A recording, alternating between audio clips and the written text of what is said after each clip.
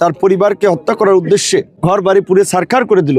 BNP এবং গণ অধিকার পরিষদের সমন্বয়ে নির্বাচনটা করছি। এই নির্বাচনী কর্মকাণ্ডে বিএনপির নেতাকর্মীরা নতুন যারা দায়িত্বপ্রাপ্ত হয়েছেন, তারেক রহমান যাদেরকে দায়িত্ব দিয়েছেন, তারা আমাকে সক্রিয়ভাবে সহযোগিতা করছেন।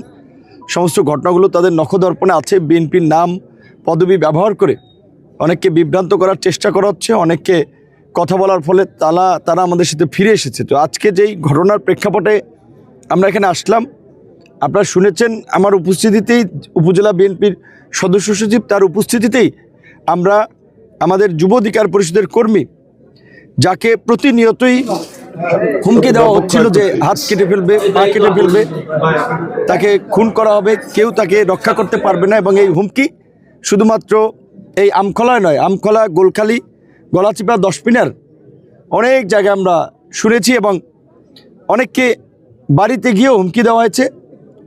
সংখ্যালঘু সম্প্রদায়ের মানুষকেও হুমকি দেওয়া হচ্ছে যে ভোট না দিলে এলাকায় থাকতে পারবে না।